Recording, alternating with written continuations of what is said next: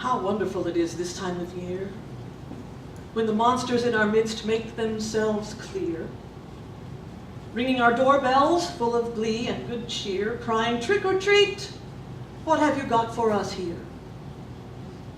It's Halloween time, when ghouls and goblins and all manner of things that could give us a startle are so easy to identify by porch light.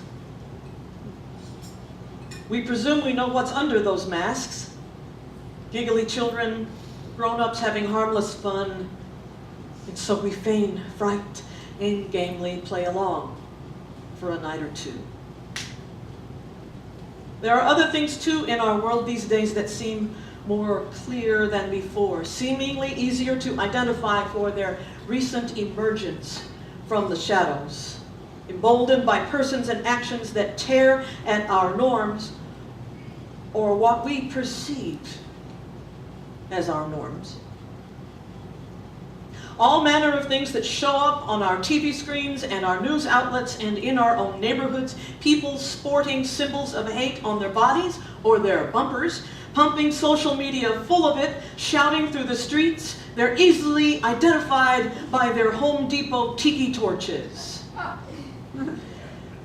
And we point, and we swear, and we say, "There they are, there they are, there are the bigots and the racists and the white supremacists over there. That's them." And we express disgust and dismay as we cry, "That's not us, that's not us, that's not us." Persuade ourselves a moment to feel at least a little superior. After all, we're getting woke, aren't we? No. Aren't we? Well, yes. And no. Awakening is a process, and it's not a linear one. We move forward, and we move backward, and we move forward, and we move backward, and sometimes whole chunks get transformed at once, but more often the change comes excruciatingly slowly, no matter the depth of our desire, no matter the purity and intensity of our decisions, of our intentions.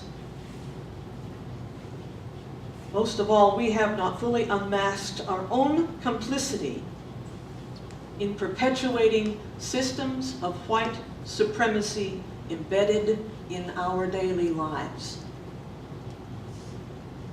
Now wait a minute. You might say, we are not white supremacists. Oh, my beloveds, I hope not. But we need not be white supremacists to continue to sustain and uphold systems of white supremacy. We only need to stay behind our masks of complacency and complicity. We only need to just keep playing along. Now, part of the reason we may lack the ability or the courage, or both, to claim and confront our part in keeping white supremacy alive in our midst, like some undead zombie we say we want to kill off once and for all, but don't, is because we don't have to. If we're white, no matter how passionate our fight for justice, how strong our determination, how convicted our souls may be for the work against racism and bigotry in our time, to one degree or another, by the virtues of our skin color or our class or our geographical location, white people still tend to be visitors to the struggle. Consider these words from Aisha Ansano. She's a Unitarian Universalist ministry intern at First Church in Boston and a writer in the Black Lives of UU movement.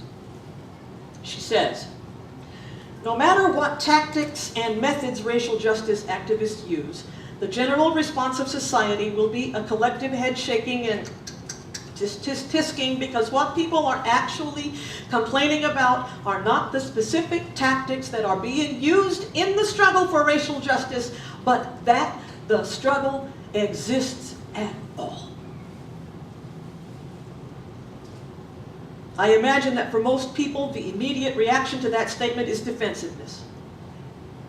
I really don't think that the struggle for racial justice shouldn't exist, some might respond. I just think there are better ways to go about it than blocking traffic and making me late for work. I get annoyed and frustrated, and it really doesn't convince me to join your fight. Well, what exactly is going to convince that person to join the fight?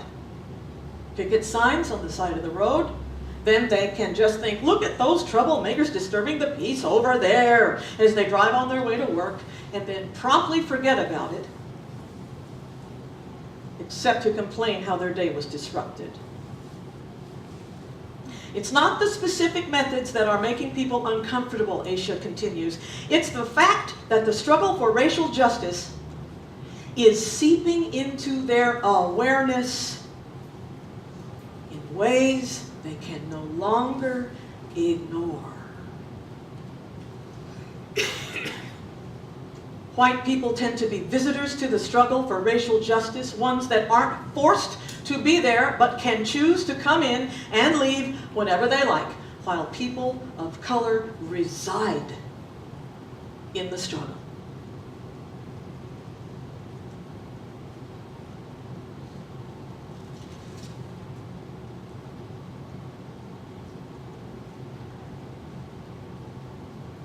Here at River of Grass, we've made some decisions for the past couple of years to try not to remain visitors to the struggle. In 2015, we aligned with Black Lives Matter and the UUA. It's the Unitarian Universalist Association. And we committed to march with them locally and show up for them in our communities in body and in spirit. And we got our first marching banners.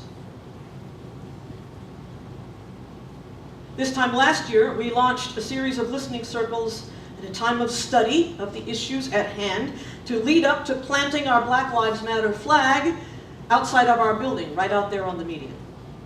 We planted it February 2017. And in this, we did some really powerful and pointed work to keep unmasking our own participation in systems of oppression in our community and in ourselves. It was not easy. And still, the fact that we needed that process was as revealing as the process itself. We proved Aisha's point that we still live in the privilege of being visitors to the struggle.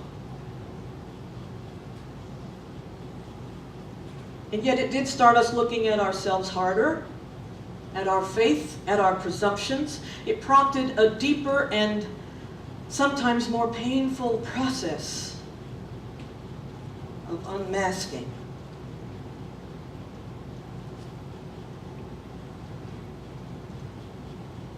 Little did we know that the world was just going to keep getting harder to bear.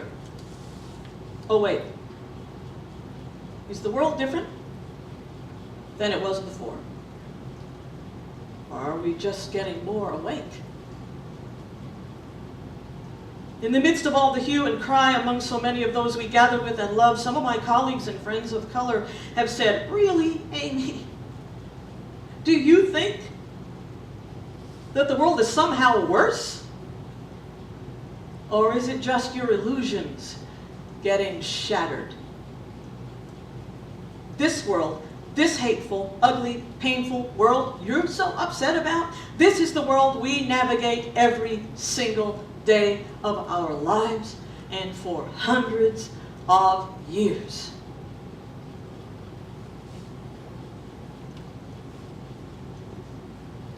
We, who can be visitors to the struggle,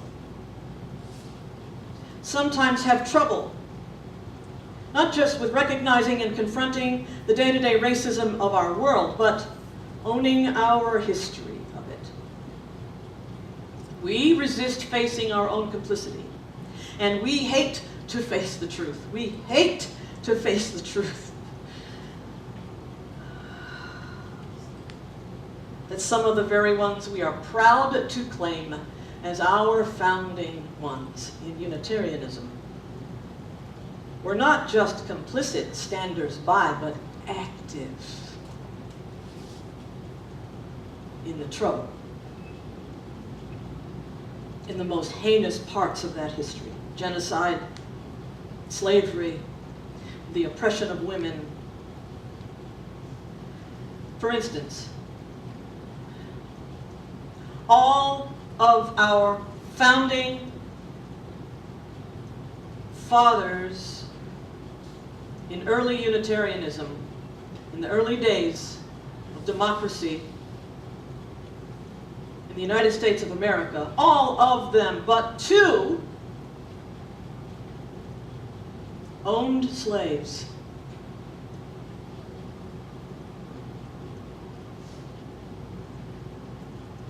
The two that didn't were John Adams and his son, John Q. Adams. Well, that's ancient history, you might want to say. But it is history that we have never repented.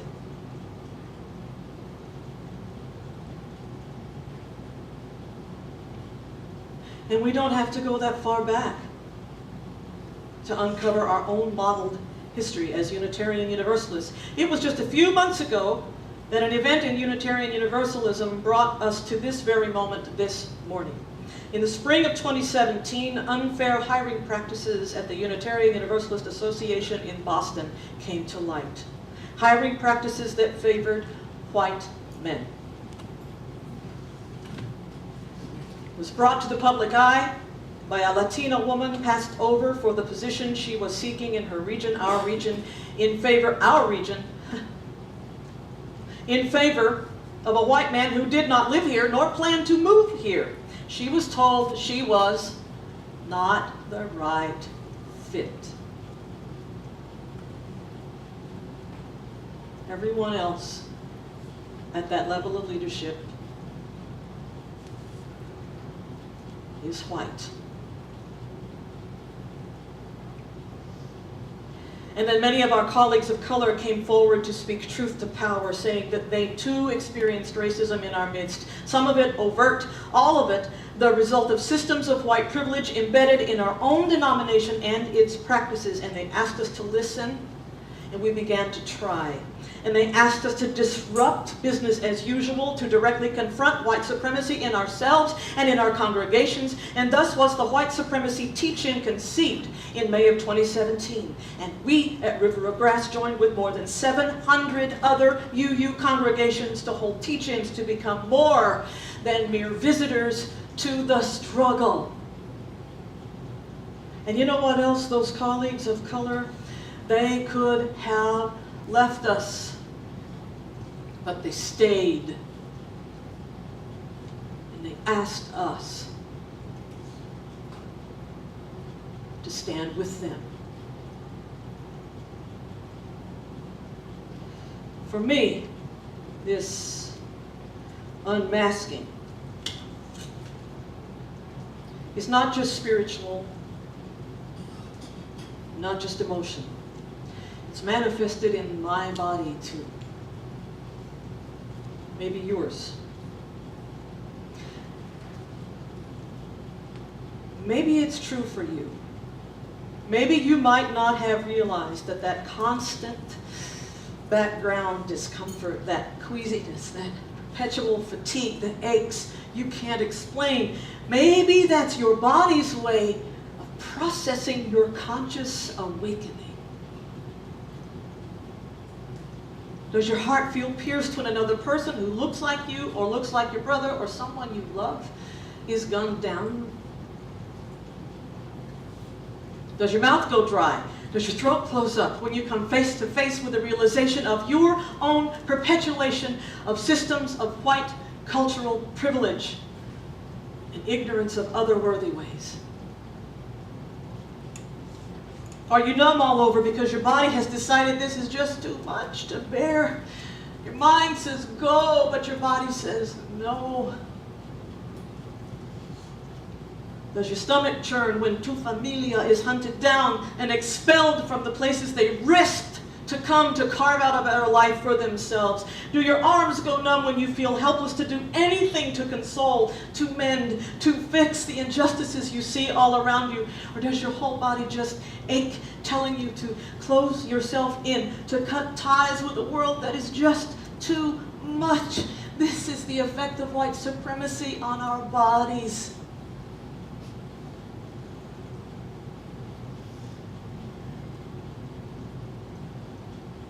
There is a place where these can be healed. In a beloved community which sees and hears and experiences these ills alongside you and chooses to care and to get involved and to connect. This beloved community is the place where you can reclaim your time to process the horror and the disconnect in the rest of the world, like Mike was talking about, getting splintered and shattered out there and coming back in here to return to wholeness. This is where you can belong because you are loved, not be loved because you belong. Let me say that again. This is a place you can be loved, not because you belong, but belong because you are loved.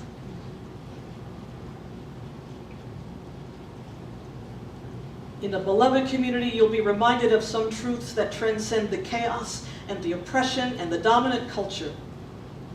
The things the dominant culture denies: that your body is free, that your mind is free, that your love is a gift, ready for giving at every moment. You are the one we've been waiting for to take part, to build, to bolster this community for those who seek refuge.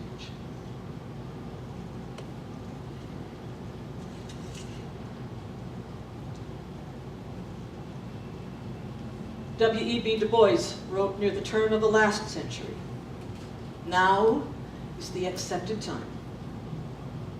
Not tomorrow, not some more convenient season. It is today that our best work can be done, not some future day or future year.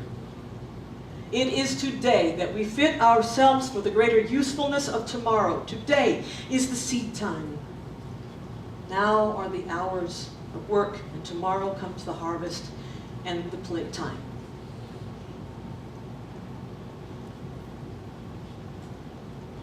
Words from 100 years ago. And here we still are. It's our time. Our time is now. White supremacy does not need white supremacists to succeed. It only needs you and me to keep playing along, content to remain merely visitors to the struggle.